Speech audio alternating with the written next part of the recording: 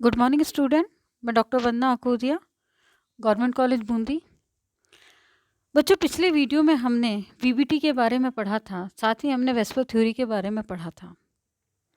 आज हम बच्चों मॉलिक्यूलर ऑर्बिटल थ्योरी यानी अणुकक्षक सिद्धांत के बारे में पढ़ेंगे।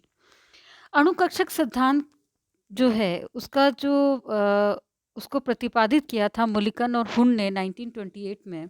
उसके बाद जोन्स और काउलेंस ने इसे आगे डेवलप किया।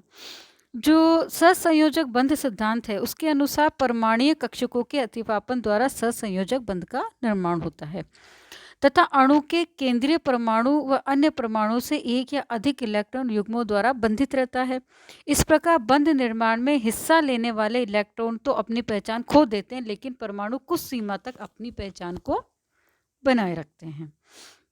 अब अणु कक्षक, और हमने जब वीबीटी पढ़ी थी तब हमने बहुत सारे ड्रॉबैक्स भी पढ़े थे, लिमिटेशंस भी पढ़ी थी, और कई चीज़ों की व्याख्या करने में जो वैलेंस बॉन्ड थ्योरी है वह सक्षम नहीं थी। इसलिए जो आगे प्रतिपादित की गई वो है हमारी अणुकक्षक सिद्धांत। तो जो अणुकक्षक सिद्धांत है एक आधुनिक सिद्धांत है। इसके अनुसार बंध निर्माण के पश्चात परमाणु पहचान खत्म हो जाती है, अर्थात अणु बनने के बाद परमाणुीय कक्षक अपनी पहचान को नहीं रखते हैं। यानी अणु में स्थित सभी परमाणुओं के कक्षक आपस में मिलकर मॉलिक्यूलर ऑर्बिटल्स बनाते हैं और अणु में उपस्थित इलेक्ट्रॉन परमाणुीय कक्षक में न रहकर नए बने हुए आणविक कक्षकों में अपना स्थान घर लेते हैं। यानी कि जो नए मॉलिक्यूलर ऑर्बिटल्स बनेंगे उसी में इलेक्ट्रॉन्स रहेंगे। और इसमें किस तरह के आणविक कक्षकों का निर्माण होता है? इस प्रकार से एक तो बॉन्डिंग, जिसमें इलेक्ट्रॉन युग्म किन्हीं दो नाभिकों के मध्य लोकलाइज रहते हैं, या पूरे अणु में हम कहेंगे कि डीलोकलाइज हो जाते हैं पूरे इलेक्ट्रॉन। अब परमाणुीय कक्षक जो होते हैं एक केंद्रकीय होते हैं, क्योंकि ये कक्षक सिर्फ एक नाभिक से संबंधित होते हैं, यानी मोनोसेंट्रिक होते हैं, एक ही नाभिक। जबकि आणविक कक्षक बहुकेंद्रकीय पॉली सेंट्रिक होते हैं। परमाणुीय कक्षक में और आणविक कक्षक में ये अंतर होता है, क्योंकि इन कक्षकों में स्थित इलेक्ट्रॉन एक से अधिक नाभिकों से संबंध रखता है। अब बच्चों, अणुकक्षक सिद्धांत के कुछ मुख्य बिंदु हैं। पहला ये है कि अतिव्यापन में पूरित, अर्धपूरित व रिक्त सभी प्रकार के परमाणुीय कक्षक भाग लेते हैं। पहला पॉइंट ये है। सेकंड पॉइंट है, जितने परमाणुीय कक्षक अतिव्यापन में भाग लेते हैं उतने ही आणविक कक्षक नए बनते हैं। थर्ड पॉइंट है कि अतिव्यापन में भाग लेने वाले परमाणुीय कक्षकों की ऊर्जा लगभग समान होती है। फोर्थ पॉइंट है, परमाणुीय कक्षकों के मध्य जितना अधिक अतिव्यापन होगा हमारा जो बॉन्ड बनेगा उतना ही ज़्यादा स्ट्रॉन्ग बनेगा। फिफ्थ पॉइंट है, केवल वे ही परमाणुीय कक्षक अतिव्यापन में भाग लेते हैं जिनके लिए सिमेट्री अनुमति देती हैं, यानी कि ये सिमेट्री जिनमें होगी, सिमेट्री अलाउड आपका उसी के अनुसार ही आपके परमाणुीय कक्षक बनेंगे। सिक्स पॉइंट है कि आणविक कक्षकों में इलेक्ट्रॉन भरते समय अफबाउ नियम, पाउली अपवर्जन नियम और हुंड के अधिकतम बहुलता का नियम का पालन किया जाता है, अर्थात आणविक कक्षकों में इलेक्ट्रॉन ऊर्जा के बढ़ते हुए क्रम में ठीक उसी प्रकार भरे जाते हैं जिस प्रकार की परमाणुीय कक्षकों में भरे जाते हैं। यानी कि पहले निम्न लो एनर्जी पे इलेक्ट्रॉन भरे जाएंगे और धीरे धीरे बढ़ते हुए क्रम में उसमें इलेक्ट्रॉन भरे जाएंगे। सेवंथ पॉइंट है बच्चों, बंधी इलेक्ट्रॉनों की संख्या। बंधी इलेक्ट्रॉनों की संख्या से विपरीत बंधी इलेक्ट्रॉनों की संख्या में अंतर को हम बंध क्रम कहते हैं। अब आप ये देखिए कि बंध क्रम क्या है, एन क्या है, नंबर ऑफ बॉन्डिंग, और ये ए क्या है, एंटी बॉन्डिंग, यानी कि बॉन्डिंग में कितने इलेक्ट्रॉन है, एंटी बॉन्डिंग में कितने इलेक्ट्रॉन, इनके अंतर का जो माध्य होगा वो क्या कहलाएगा, हमारा बंध क्रम। यानी कि Na NB मतलब नंबर ऑफ बॉन्डिंग इलेक्ट्रॉन है, number of anti bonding electron जो हैं उनकी जो इलेक्ट्रॉनों की जो संख्या है वो किसको डिनोट करी, Nb और Na को। किसी अणु के बंध क्रम का मान जितना अधिक होगा अणु का स्थायित्व तो उतना ही अधिक होगा, यानी कि single bond, double bond, triple bond. यानी कि सिंगल बॉन्ड की अपेक्षा डबल बॉन्ड स्ट्रांग होता है, उससे कहीं ज़्यादा अपेक्षा ट्रिपल बॉन्ड स्ट्रांग होता है। अब 8th पॉइंट है, बंधक्रम का मान किसी अणु में उपस्थित बंधों की संख्या को बताता है। अर्थात बंधक्रम 1, 2 व 3 होने पर उस अणु में क्रमशः 1, 2 व 3 बंध उपस्थित होंगे। अतः स्पष्ट हो जाता है कि जितना अधिक बंधक्रम होगा, बंध लंबाई भी उतनी ही कम होगी। यानी कि बंधक्रम is inversely proportional to bond length, यानी bond order is inversely proportional to bond length. अब आता है अगला पॉइंट कि आणविक कक्षकों का निर्माण। अब इलेक्ट्रॉन व तरंग दोनों के गुण दर्शाते हैं, हम पहले भी पढ़ चुके हैं। इसलिए परमाणु कक्षकों की व्याख्या इसमें उपस्थित इलेक्ट्रॉन के तरंग फलक से की जा सकती है। यानी कि परमाणु कक्षकों के संयोजन से आणविक कक्षक बनते हैं। और आणविक कक्षकों का जो निर्माण होता है 2 विधियों से होता है। पहला हमारा है परमाणु कक्षकों का रेखीय संयोग। परमाणु कक्षकों का रेखीय संयोग यानी linear combination of atomic orbital, यानी कि हम इसको शॉर्ट में कहते हैं LCAO। सेकंड पॉइंट है हमारा संयुक्त परमाणु धारणा, यानी यूनाइटेड एटम कॉन्सेप्ट्स। यहाँ हम केवल प्रथम विधि यानी कि LCAO द्वारा ही आणविक कक्षकों का निर्माण करेंगे। अब है परमाणु कक्षकों का रेखिक संयोग कैसे होता है। इस विधि में 2 परमाणु जो हैं वो अनंत दूरी मतलब R is equal to infinite से एक दूसरे से निकट आते हैं तथा साम्यावस्था दूरी यानी इक्विलिब्रियम पे, जबकि R is equal to R0 तक समीप आने पर उनमें परमाणु कक्षक अतिव्यापन कर आणविक कक्षकों का निर्माण करते हैं। यानी कि दो जो है परमाणु अनंत दूरी कौन सी है, R is equal to infinite से कितनी दूरी पर आएंगे, R is equal to R0 दूरी पर आकर अतिव्यापन करके परमाणु कक्षकों का ये निर्माण करते हैं। जब 2 परमाणु कक्षक संयोग करते हैं तो बने हुए आणविक कक्षकों का तरंग फलन परमाणु कक्षकों के तरंग फलन के योग अथवा एडिशन या फिर डिफरेंस के बराबर होता है। या तो उसका एडिशन होगा या फिर डिफरेंस होगा। तो यदि हम माने कि 2 परमाणु A और B हैं, हमारे 2 परमाणु हैं A और B, इनका जो तरंग फलन है वो साई A और साई B है, तो अनंत दूरी पर एक दूसरे के समीप आने पर एक निश्चित दूरी जिसे हम साम्यावस्था दूरी कहते हैं वो क्या है, R0 है। पर ये परमाणु कक्षक मिलकर आणविक कक्षक का निर्माण करते हैं जिसका कि तरंग फलन साई है। तो साई की वैल्यू क्या हो जाएगी, psi is equal to psi A plus minus psi B। उपरोक्त समीकरण में क्या हुआ, साई A साई B के रेखीय संयोग से 2 आणविक कक्षक प्राप्त हो रहे हैं। एक बंधी आणविक कक्षक प्राप्त हो रहा है जिसका तरंग फलन साई B है जो साई A और साई B के योग के बराबर है। दूसरा हमारा एंटी बॉन्डिंग ऑर्बिटल बनता है जो साई स्टार से इसको डिनोट करते हैं, वो साई A और साई B के अंतर के बराबर होता है। यानी कि बॉन्डिंग ऑर्बिटल में साई A और साई B का योग होगा और इसमें डिफरेंस आएगा।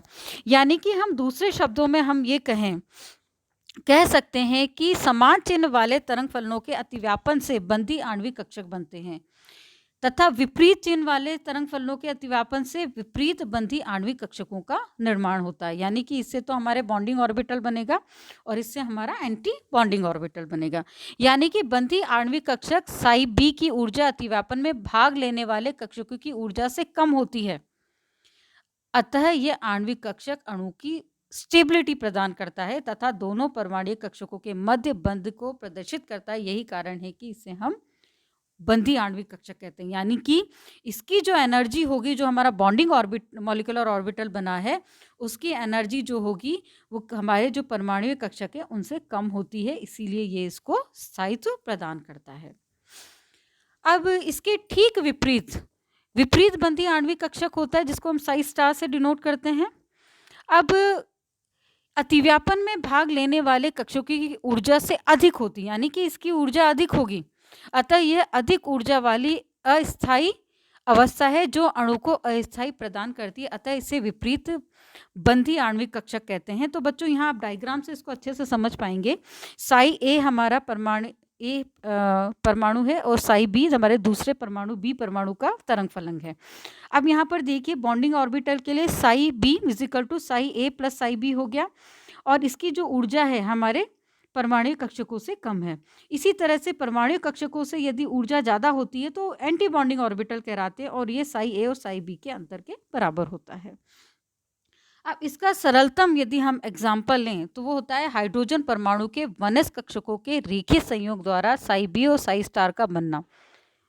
अब आप यहाँ पर देखिए, हमने सिंपल सा एग्जाम्पल लिया है हाइड्रोजन मॉलिक्यूल का।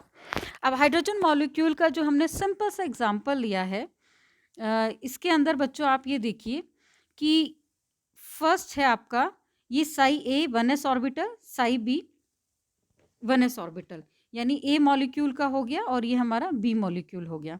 अब देखिए बॉन्डिंग मॉलिक्यूलर ऑर्बिटल के अंदर आप ये देखिए कि दोनों में आपस में अतिव्यापन करके बॉन्ड फॉर्मेशन हो रहा है। इसके विपरीत जो हमारा साई स्टार है, जो हमारा एंटी बॉन्डिंग ऑर्बिटल है, उसमें एक नोडल तल आता है जहाँ पे इलेक्ट्रॉन के पाए जाने की जो प्रोबेबिलिटी होती है वो नगण्य होती है।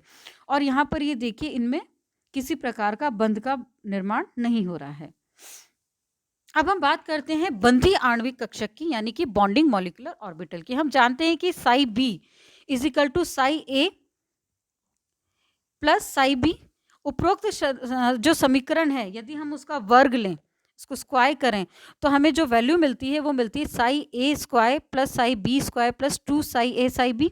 यहाँ साई ए स्क्वायर और साई बी स्क्वायर क्रमशः ए और बी परमाणु के परमाणु कक्षकों के संबंधित इलेक्ट्रॉन का आवेश घनत्व है, यानी इलेक्ट्रॉन चार्ज डेंसिटी है, तथा साई बी स्क्वायर बंधी आणविक कक्षकों से संबंधित इलेक्ट्रॉन का आवेश घनत्व है।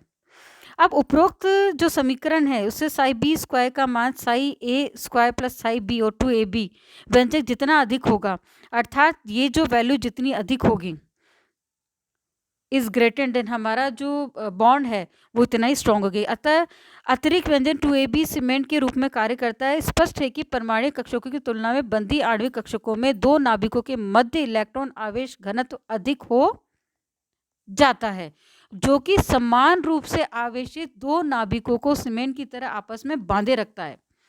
इस प्रकार परमाणु कक्षकों का जितना अधिक अतिव्यापन होगा, यानी मैंने यही बात बोली थी कि जितना अधिक अतिव्यापन होगा तो दोनों जो नाभिक है उनके मध्य आवेश घनत्व भी उतना ही अधिक होगा और हमारा जो बॉन्ड होगा उतना ही स्ट्रॉन्ग होगा।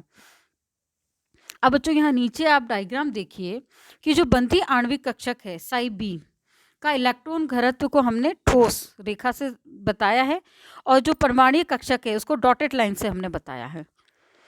तो इलेक्ट्रॉन घनत्व को बिंदु रेखा डॉटेड लाइन से द्वारा प्रदर्शित किया है और ये हमारा बंधी आणविक कक्षक का पूरा डायग्राम है।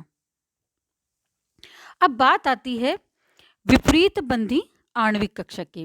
विपरीत बंधी आणविक कक्षक बनाने की प्रक्रिया बंधी आणविक कक्षक बनाने की प्रक्रिया के ठीक विपरीत होती है, यानी साई स्टार क्या हो गया, साई ए माइनस साई बी। वापस से इसको हम स्क्वायर लेंगे, इसका स्क्वायर करेंगे तो आ गया psi A square psi B square minus 2ab। Psi square का मान जो है psi A square plus psi B square से इसके व्यंजक से कम होता है, अर्थात वहाँ पे क्या था कि जहाँ पे बॉन्डिंग ऑर्बिटल था वहाँ पे हमारा इसकी वैल्यू इन दोनों से ज़्यादा थी, यहाँ पर वैल्यू इससे कम होती है। तो स्पष्ट होता है कि जो विपरीत बंधी आणविक कक्षकों में दो नाभिकों के मध्य इलेक्ट्रॉन घनत्व अलग अलग परमाणुओं के आवेश घनत्व से भी कम हो जाता है। अतः इस ऋणात्मक अतिव्यापन के कारण दोनों नाभिकों के मध्य इलेक्ट्रॉन घनत्व जो होता है वो शून्य हो जाता है और शून्य इलेक्ट्रॉन घनत्व वाले जो तल होता है उसे हम नोडल प्लेन यानी नोडल तल कहते हैं। इस प्रकार दोनों आवेशित नाभिक एक दूसरे को प्रतिकर्षित करते हैं, जिसके विपरीत बंधी आणविक कक्षक की ऊर्जा बढ़ जाती है और इसी ऊर्जा के बढ़ने के कारण ही ये एक अनस्टेबल स्टेट या इस अनस्टेबल स्टेट में हमारा बॉन्ड का फॉर्मेशन नहीं होता है। अब बच्चों यदि हम इसका डायग्राम देखें तो आप यहाँ पर इसका डायग्राम देखिए। आप इस डायग्राम के अंदर देखिए, वहाँ पर हमको डायग्राम डिफरेंट मिला था। यहाँ देखिए इलेक्ट्रॉन घनत्व है, डॉटेड लाइन से हमने इसको एक्सप्लेन किया है और इसके बीच में ये हमारा नोडल एक्सिस है। अब बात आती है अबंधी आणविक कक्षक। बंधी तथा विपरीत बंधी आणविक कक्षकों के अतिरिक्त कुछ अणुओं में अबंधी आणविक कक्षक भी होते हैं। इन कक्षकों की ऊर्जा अतिव्यापन में भाग लेने वाले परमाणुीय कक्षकों जितनी ही होती है। यानी कि अब यदि हम बात करें तो बॉन्डिंग मॉलिक्यूलर ऑर्बिटल हो गए, एक हो गया आपका एंटी बॉन्डिंग और एक हो गया आपका नॉन बॉन्डिंग। 3 हो गए। अब नॉन बॉन्डिंग, एंटी बॉन्डिंग की एनर्जी ज़्यादा होती है परमाणु कक्षकों से, एंटी बॉन्डिंग की उससे कम, एंटी बॉन्डिंग की ज़्यादा होती है, और जो नॉन बॉन्डिंग होता है उसकी जो परमाणु कक्षक के बराबर होती है, और जो बॉन्डिंग ऑर्बिटल होता है वो लो एनर्जी के होते हैं। तो इस तरह बंधी विपरीत बंधी आणविक कक्षकों के मध्य भी हम अंतर भी स्पष्ट कर सकते हैं। तो फर्स्ट है कि बंधी आणविक कक्षक क्या होते हैं कि बंधी आणविक कक्षक दो परमाणुीय कक्षकों के योग के यानी कि प्लस प्लस से बनते हैं, यानी psi B is equal to psi A plus psi B. जबकि विपरीत बंधी आणविक कक्षक जो है दो परमाणु कक्षकों के अंतर के अतिव्यापन से बनते हैं, साई ए माइनस साई बी हो गया। सेकेंड पॉइंट आता है कि जो बंधी आणविक कक्षकों की जो ऊर्जा है वो अतिव्यापन में भाग लेने वाले परमाणुीय कक्षकों की ऊर्जा से कम होती है। इसके विपरीत जो विपरीत बंधी आणविक कक्षक होते हैं उनकी ऊर्जा होती है अतिव्यापन में भाग लेने वाले परमाणुीय कक्षकों की ऊर्जा से अधिक होती है। यहाँ तो ऊर्जा कम है, यहाँ अधिक होती है। थर्ड पॉइंट आता है कि बंधी आणविक कक्षक में इलेक्ट्रॉन घनत्व नाभिकों के मध्य अधिकतम होता है, जो कि दोनों नाभिकों को आपस में बांधे रखता है। जबकि विपरीत बंधी आणविक कक्षक में दोनों नाभिकों के मध्य इलेक्ट्रॉन घनत्व शून्य होता है। यहाँ पे हमें क्या मिलता है, एक नोडल एक्सेस। फोर्थ पॉइंट है बंधी आणविक कक्षकों से सिग्मा व पाई बंध बनते हैं, जबकि विपरीत आणविक कक्षक सिग्मा स्टार और पाई स्टार कहलाते हैं। इनको सिग्मा या पाई कहते हैं, उनको सिग्मा स्टार या पाई स्टार कहते हैं। तो बच्चों आज हमने मॉलिक्यूलर ऑर्बिटल थ्योरी के बारे में पढ़ा, साथ ही हमने ये पढ़ा है कि मॉलिक्यूलर ऑर्बिटल थ्योरी क्या होती है, इसके लीनियर कॉम्बिनेशन विधि के बारे में पढ़ा, और किस तरह से bonding orbital, anti bonding orbital और नॉन बॉन्डिंग ऑर्बिटल बनते हैं। साथ ही हमने डिफरेंस देखा है बॉन्डिंग और एंटी बॉन्डिंग ऑर्बिटल्स के, मॉलिक्यूलर ऑर्बिटल्स के बीच में। नेक्स्ट वीडियो में हम इसके आगे पढ़ेंगे। धन्यवाद।